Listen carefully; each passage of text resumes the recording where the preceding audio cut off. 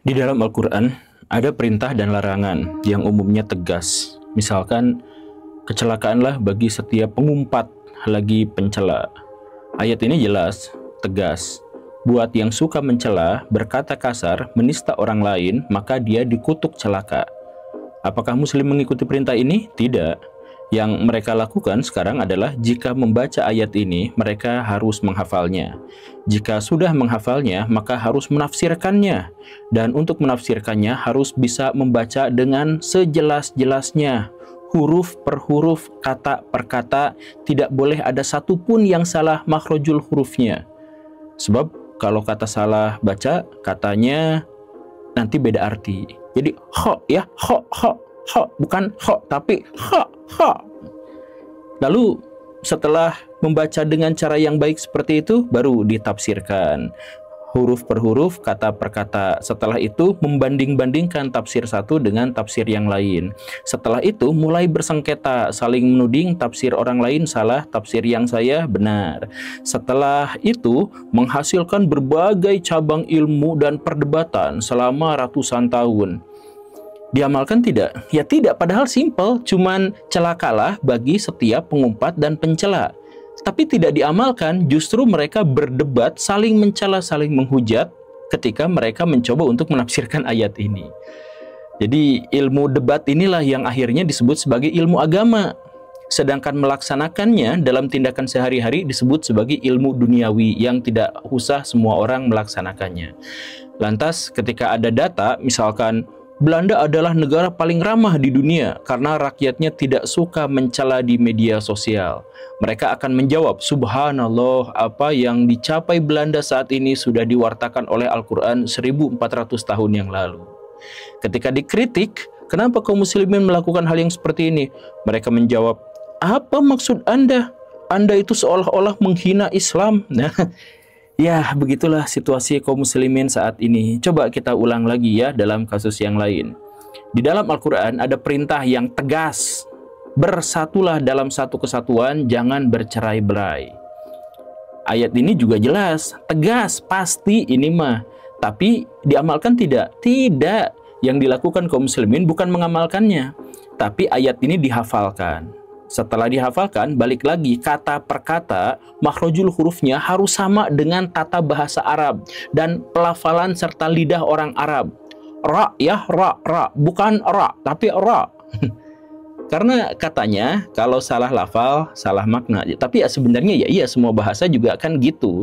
Di Indonesia kata nemenin dengan nenenin itu kan cuman salah satu huruf saja, tapi kan artinya sangat beda. Di mana-mana juga kayak gitu. Cuman Arab aja yang ini sangat-sangat saklek, bukan pada maknanya, tapi pada tradisi Arabnya yang harus dipelihara itu. Jadi bukan Islamnya, tapi budaya Arabnya yang ditekankan itu. Dan setelah dihafalkan dengan pelafalan yang sempurna sesuai dengan bahasa Arab itu tidak diamalkan, tapi ditafsirkan dengan logika manusia. Setelah ditafsirkan dengan logika manusia, tafsir logika manusia satu dengan tafsir logika manusia yang lain diperdebatkan lagi, dipertentangkan lagi, lalu mereka saling hujat, saling nista karena perbedaan tafsiran. Begitu kan? Dan akhirnya apa? Ayat tentang jangan berpecah belah dipahaminya sebagai ayo kita berpecah belah karena penafsiran logika saya dengan penafsiran logika Anda itu berbeda. Ya, jadi ketika ada satu bangsa yang maju karena mereka bersatu, maka kaum muslimin akan mengatakan, subhanallah, apa yang sudah mereka capai atas persatuannya itu sudah dijelaskan di dalam Al-Quran 14 abad yang silam. Dan ketika dikritik, ayo kita kembali, jangan berpecah belah, ayo kita bersatu, mereka malah menjawab, Anda kenapa terus menghina Islam? Ya, begitu. Ayo kita mulai lagi dari awal. Karena pesan saya ini sudah berulang-ulang tetapi selalu saja disalahpahami. Bahkan saya tuh dituding antek-antek kafir dan lain-lain. Yuk kita ulang lagi formulasinya. Dalam hadis ada ancaman yang tegas. Siapa yang menyuap, siapa yang disuap, dan orang yang menjadi perantara di keduanya itu terlaknat. Nah, dalilnya jelas, tegas. Tapi yang dilakukan kaum muslimin bukan anti korupsi, bukan anti suap dan pungli, bukan anti penyimpangan dana, tetapi hadis ini diteliti. huruf per huruf, kata per kata.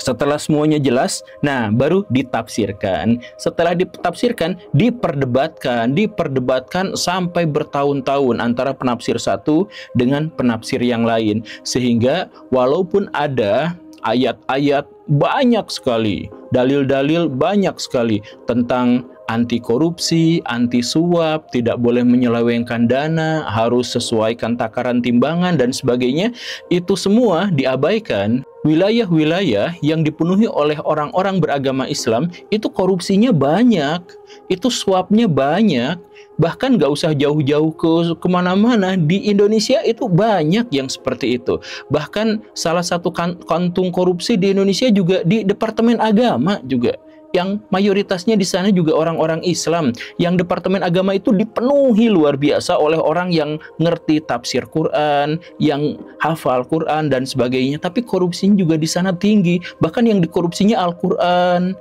yang dikorupsinya itu adalah umroh, uang haji, dan lain-lain. Kenapa sih bisa seperti itu? Jadi inilah yang membuat kaum muslimin itu tertinggal, karena di mana ada dalil bukan dilaksanakan, tetapi malah diperdebatkan, ada ilmunya panjang, ini ilmu ini ilmu ini, dan orang kemudian mempelajarinya selama bertahun-tahun, tidak mengamalkannya, hanya fokus aja di situ. Makanya coba lihat, dalam Islam ada dalil kebersihan, tapi tidak dilaksanakan. Jadi kaum muslimin sekarang terkenal kotor dan udik. Dalam Islam banyak ayat tentang merenung dan memikirkan bagaimana dunia bekerja, tapi nggak diamalkan, sehingga kaum muslimin ketinggalan ilmu dan pengetahuan, tidak banyak punya profesornya. Dalam Islam ada dalil tentang menjaga lingkungan, dilarang merusak alam, tapi nggak diamalkan juga, sehingga negara-negara muslim terkaya justru dapat kekayaannya dari jual bahan bakar fosil yang merusak alam itu. Dalam Islam ada dalil, jangan banyak berdebat, ayo langsung beramal saja. Tapi yang dilakukan beramalnya nggak ada, berdebatnya banyak. Dalam Islam ada dalil, jangan persulit agama, berislamlah semampunya. Tapi yang dilakukan malah mempersulitnya. Kalau ada satu kasus, tanyain ulama ini, tanyain ulama ini, tanyain ulama ini, kemudian ulama-ulamanya berdebat, kemudian kita ikut berdebat di situ, tapi ya tidak mengamalkannya. Dalam Islam ada larangan, jangan bikin dalil-dalil baru, jangan bikin ibadah-ibadah baru, gak usah bikin sholawatan yang diunik-unik pakai ijazah kayak gini, wirid unik-unik dikasih ijazah kayak gitu, gak usah kayak gitu, gak usah inovasi. Yang paling penting itu mengamalkan. Ini ada sholawat malah sambil joget, bikin akidah baru, bikin apa-apa yang baru atas nama agama, atas nama Islam. Jadi Islam itu menjadi sulit, menjadi aneh gitu. Kenapa sih peradaban Islam mundur? Ya karena itu, karena apa yang diperintahkan malah ditentang dan apa yang dilarangnya malah dilanggar. Gara-gara apa? Ini kan penafsiran dari ulama anu. Coba itu yang suka joget-joget di kuburan sholawat itu, apa dalilnya? Nggak ada, kecuali oh kami ngikut ulama anu yang itu sanadnya sudah begini dan begitu, kan begitu. Jadi ujung-ujungnya coba cek di dunia Islam sekarang, orang yang disebut ulama itu bukan orang yang menjalankan ajaran agama, tapi orang yang disebut ulama itu adalah yang bisa menghafal dan menafsirkan dalil, bukan mengamalkannya.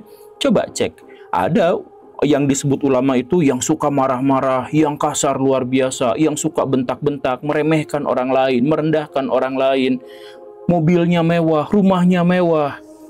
Ya, karena apa? Ya, dia tidak berislam, tapi dia ngerti dalil dan dia bisa menafsirkannya. Maka yang disebut ulama itu adalah orang-orang yang bisa menafsirkan saja gitu.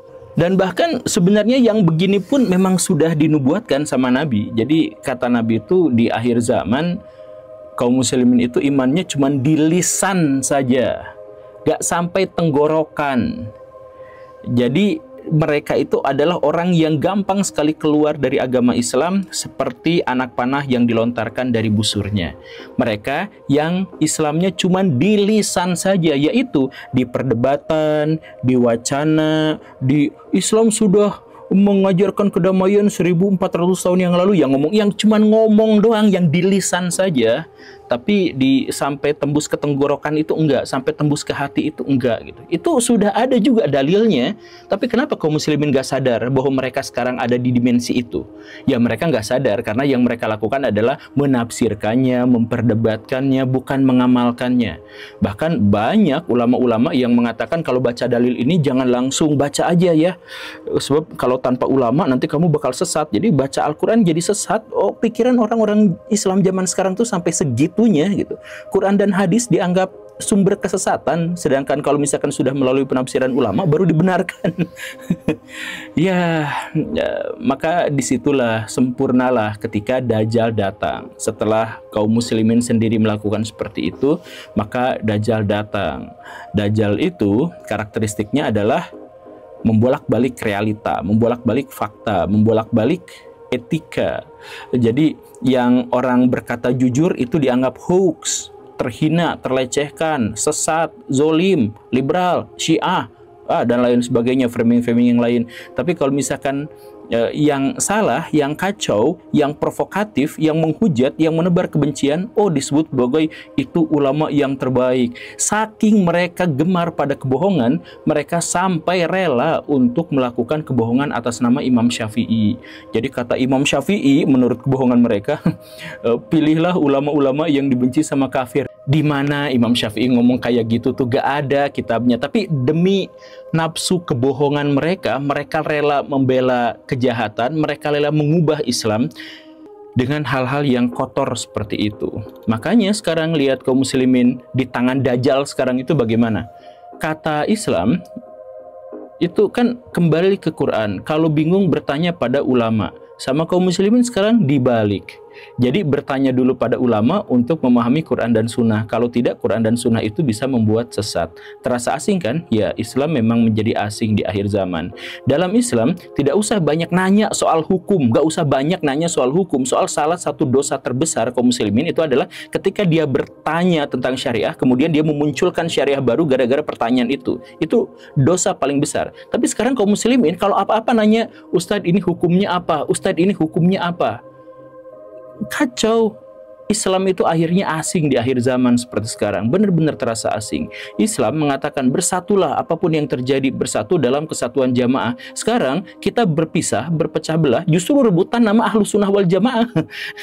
Mu'tazilah ngaku Ahlus Sunnah wal Jamaah, Wahabi ngaku Ahlus Sunnah wal Jamaah, NU ngaku Ahlus Sunnah wal Jamaah juga. Jadi mereka berbeda, bertentangan gara-gara rebutan istilah Ahlus Sunnah wal Jamaah, bukan benar-benar bersatu dalam jamaah, bukan menjalankan sunnah lalu berjamaah, bukan seperti itu. Tapi mereka berdebat dengan soal nama dan soal menghujat satu sama lain. Orang-orang NU itu sering bubarin pengajian-pengajian Wahabi. Orang Wahabi itu sering ngegibahin orang-orang NU. Terus saja kayak gitu. Jadi dalilnya sudah jelas, mereka bukan mengamalkannya, malah memperdebatkannya. Kemudian ada lagi, kan dalam Islam itu gak boleh mempersulit agama. Berislamlah semampu kalian.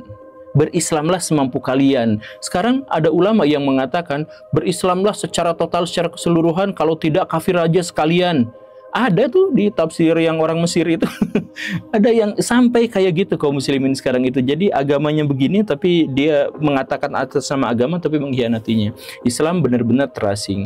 Nabi mengajak manusia untuk berdakwah dengan cara yang santun. Jangan bikin lari orang. Bahkan Nabi rela agar Masjid Nabawi itu dikencingin hanya agar orang-orang itu mau mendengar agama Islam. Tapi yang sekarang apa?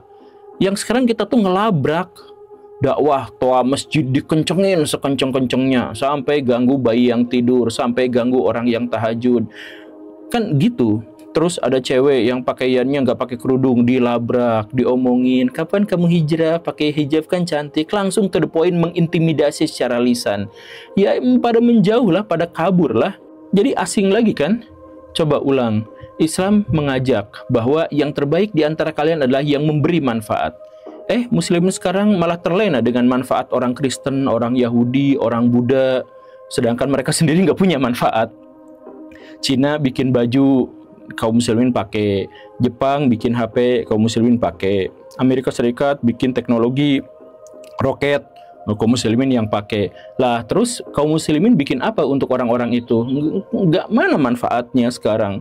Paling-paling klaimnya, Oh, kata siapa muslim tidak bermanfaat, lihat itu Ibnu Sina, lihat itu Al-Farabi. Ya balik lagi ke sana 1000 tahun yang lalu gitu. Nggak nanyanya kan sekarang, tapi dijawabnya 1000 tahun yang lalu. Islam terasa asing kan? Ya iyalah, hal yang sederhana aja. Dalam Islam itu dilarang, di dalam Al-Quran itu dilarang menghina agama lain, sebab nanti agama lain akan menghina kita. Tapi bahkan orang yang dianggap ulama itu sering menghina agama lain, menghina Tuhan-Tuhan yang lain, dan akhirnya Tuhan dan agama kita lah yang dihina juga. Itu dalilnya sudah jelas, aduh, dan masa mereka nggak hafal? Mereka hafal, tapi mereka tidak mau melaksanakannya, mereka malah mau menafsirkannya, kemudian memperdebatkannya. Jadi sekarang Islam jauh dari rahmatan lil alamin. Kaum muslimin itu memberi maslahatnya tidak, tapi menciptakan konflik dan perang iya. Di satu negara di mana mayoritasnya beragama Islam, itu gemar berperang satu sama lain. Jika mereka mengungsi ke negara damai, mereka juga bikin keributan di sana. Masjid-masjid dijauhi. Karena bising, itu harga tanah, harga rumah di sekitar masjid itu anjlok, jatuh. Karena gak ada yang mau, orang-orang yang mau. Bahkan kemarin ada Menteri Agama katanya sedih di PIK selama 1000 hektar tidak ada terdengar suara azan. Ya siapa juga yang mau dibisingin terus-terusan seperti itu gitu. Ada sholawatan, anak kecil nyanyi-nyanyi dari jam 3 pagi. Ibu-ibu itu bikin qasidahan sampai polusi suara dan sebagainya. Ya kan kita gak aduh. Ya sudahlah. Jadi ustadz-ustadznya juga bertengkar satu sama lain. Jadi di dunia ini sekarang nggak ada satupun ustadz yang nggak punya hater dari kaum muslimin yang lain. Ustadz tapi punya haters ya karena ya Islam itu menjadi seperti itu pada akhirnya. Dan Islam sekarang dijauhi, sekarang tempat-tempat ibadahnya dijauhi, pemuka agamanya sekarang dijauhi. Saya mengajak, yuk kita kembali pada solusi. Quran dan Sunnah itu diamalkan. Jadi ketika ada ayat larangan korupsi ya jangan dilakukan. Ada ayat tentang larangan untuk mencela ya dilakukan. Ada perintah untuk bersatu dalam kesatuan ya dilakukan. Tapi apa yang saya katakan ini ya pada akhirnya juga dicela, di framing sebagai antek dajjal. Jadi memang susah sih ngelawan dajjal itu. Jadi rasa sakitnya itu seperti memegang bara api di dalam tangan.